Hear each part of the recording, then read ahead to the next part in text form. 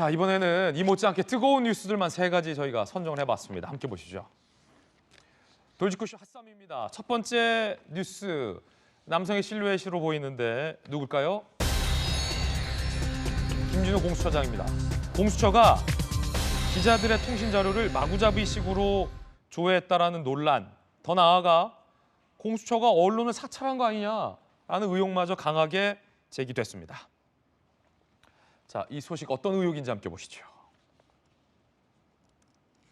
기자들 통신 자료 마구잡이식 조회한 공수처. 중앙일보와 조선일보 등 보도에 따르면 올해 7월에서 10일 공수처에 대한 비판 보도가 나온 당시입니다.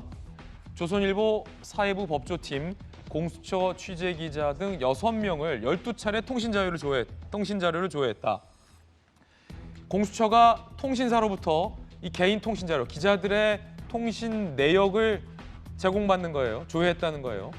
그중에 기자 한 명에 대해서는 수차례 중복적으로 공수처가 누가 통화했는지 여부를 조회했다는 겁니다. 자, 이거 이해하기 힘든 이례적인 장면인데 올해 5월에서 10일 역시 마찬가지로 중앙일보 사회부 법조팀 기자 3명에 대해서 11차례 통신 자료를 조회했다.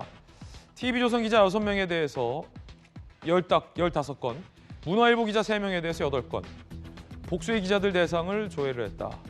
김경률 회계사, 민간인의 통신 자료도 포함이 됐는데 이건 공수처에 대해서 비판적인 지적이나 보도를 한 사람에 대해서 전방위 무작위로 다수의 통신 자료를 조회한 셈이 됩니다. 이 보도가 사실이라면. 천하람 변호사님. 네. 공수처는 국가의 수사기관 중에서 가장 최상위급 수사기관이잖아요. 막강한 힘을 갖고 있잖아요. 자, 일단 법적으로 이렇게 취재 기자들의 통신 내역을 막 조회해도 됩니까? 굉장히 이례적인 일입니다. 그리고 공수처가 출범할 당시에 공수처장이 인권 친화적인 수사기관이 되겠다라고 굉장히 강조를 했었습니다. 기존의 수사기관들과는 좀 다른 모습을 보여주겠다라고 했는데 기존의 수사기관들도 안 하는 행태를 보여주고 있어요. 그러니까 예전에 보면 정말 예전에는 계좌나 통신 자료 같은 것들을 통으로 전체 기간 연결 계좌 해서 다 까보고 이런 것들이 있었습니다. 근데 그거는 정말 수십 년이 지난 일이거든요. 최근에는 어떤 계좌 내역이라든지 통신 내역을 조금 핀포인트를 해서 문제가 있는 부분만 따라가면서 수사를 하지 이런 식으로 전체 기간에 대해서 마구잡이식으로 요청을 해서 받아보는 경우는 거의 없습니다. 이건 최소한 이 부분은 굉장히 이례적인 일이다. 이렇게는 말씀드릴 수 있겠습니다. 자, 이랬던 적이 없었다 잘. 그러니까 이제 전주혜 의원님, 판사 생활 오래 하셨잖아요. 저는 이제 공수처가 이제 법사위 소속 기관이라 예. 뭐 김진욱 공수처장을 이제 법사에서 많이 보고 있습니다. 그렇죠. 그런데 공수처의 출발부터 시작해서 한 1년 여간을 보면 이게 존재 이유를 좀 상실해가는 것 같고요. 스스로 자멸의 길로 들어서고 있다. 왜냐하면 지금 이것도 세상에 모르는 일이 없거든요. 그러면 이런 통신자료 조회도 결국은 본인에게 통보가 되기 때문에 드러나는 거예요. 그러면 그동안에 뭐 검찰이나 그러한 좀 더 수사 능력이 좀 있는 기관에서 어떻게 했냐 이런 걸 굉장히 조심스럽게 했단 말이죠. 이렇기 때문에 무더기로 기자들을 조회하는 이런 통신 조회를 하는 이런 것이 문제가 되진 않았어요. 그런데 9월 10일에 있었던 김웅 의원실 압수수색 때 제가 그 현장에 있었습니다만 그때 봐도 너무 이것은 어떤 느낌이 드냐면 공수처는 그냥 정말 다룰 줄도 모르는 아주 어린아이한테 총을 쥐어주는 지금 그런 셈입니다. 그러니까 뭘 모르고 그냥 쏴야 되는 거예요. 그날 그 압수수색도 결국은 이것이 불법이기 때문에 법원의 준항고가 받아들여졌거든요.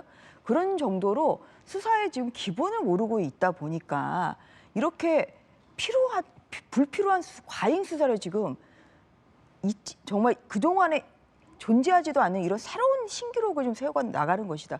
그래서 과연 이러한 공수처가 이것이 나아질 기미가 안 보이기 때문에 지금 윤석열 후보에 대한 고발 사주도 결국은 아직까지 나오지 않고 있는 거 아닙니까? 그래서 그런 면에서 이것은 명백한 인권 침해이고 여기에 대한 공수처의 명백한 입장을 밝혀야 되고요. 또한 거기에 상응하는 책임을 당연히 져야 됩니다. 언론 사찰 의혹이 강하게 일고 있습니다. 특히 공수처나 정부를 비판적으로 보도한 기자들의 통신 기록을 공수처가 무단으로 턴 것 아니냐라는 의혹마저 제기되고 있는 상황입니다. 자, 그럼 공수처의 해명이 뭔지 한번 들어봐야 할 텐데 공수처의 해명은 이렇습니다. 공수처 수사 대상자의 많은 통화 상대방 중 수사 대상을 가리기 위한 적법 절차다. 피의자들과 취재 목적으로 통화한 기자들인 것으로 확인되면 조회 대상에서 제외했다라고 해명하고 있습니다만 지금 조회된 기록을 보면 이재명 기자 굉장히 다량의 통신 조회가 있었고 다수의 기자들을 공수처가 통신 조회를 한 걸로 나오고 있습니다. 공수처의 해명과 좀 맞지 않는 부분이 있어요? 어떻게 된 겁니까? 그렇죠. 거기에서 이제 의문점이 생기는 건데 뭐 조선중앙, TV조선, 뭐 연합뉴스 등등 굉장히 많은 기자들의 통화 기록이 무더기로 좀 조회되고 있는 그런 상황인데 조금 전에 본 것처럼 공수처 해명은 피의자의 통화 상대방을 알게 했다고 그랬습니다. 그런데 지금 언론에 의혹 제기한 건 여러 가지가 있는데 그중에 몇 가지 공수처 해명이 도저히 이해 안 되는 이런 거죠. 한 특정 언론사의 법조 보고 라인이 있죠. 현장 취재 기자가 법조 팀장한테 보고하고 법조 팀장이 사회부장한테 보고할 텐데 그 라인 전체를 같은 날 통화 조회를 합니다.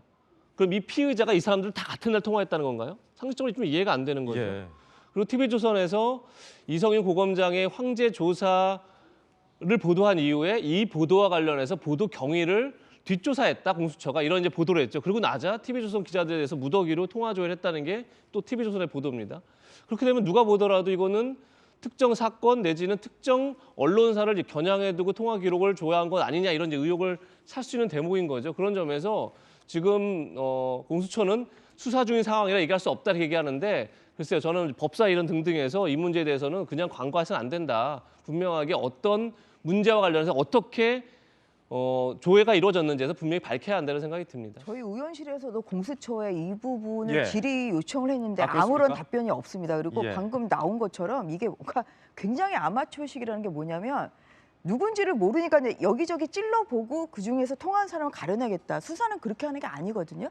핀셋 수사, 그러니까 이렇게 그 개인 정보 같은 거 굉장히 내밀하기 때문에 그러면 누구와 통화한 사람이 누군지를 대충은 가려서 그래서 핀셋으로 그래도 조심스럽게 통신 조회를 하는 것이죠. 그런데 이거는 누군지를 모르니까 그냥 그 기자들 전체를 다 일단 받아본 다음에 우리가 통화한 사람이 누군지를 알아낼게. 이거는 굉장히 무책임합니다. 김웅 의원실에도 압수수색도 그런 식으로 됐어요. 그래서 이것은 공수처가 정말 수사의 기본을 모르고 있고 여기에 대한 명백한 입장이 나와야 된다. 그런 말씀을 다시 드리겠습니다. 검찰총장 출신의 윤석열 후보도 이 의혹과 관련해서 입장을 냈는데 함께 보시죠.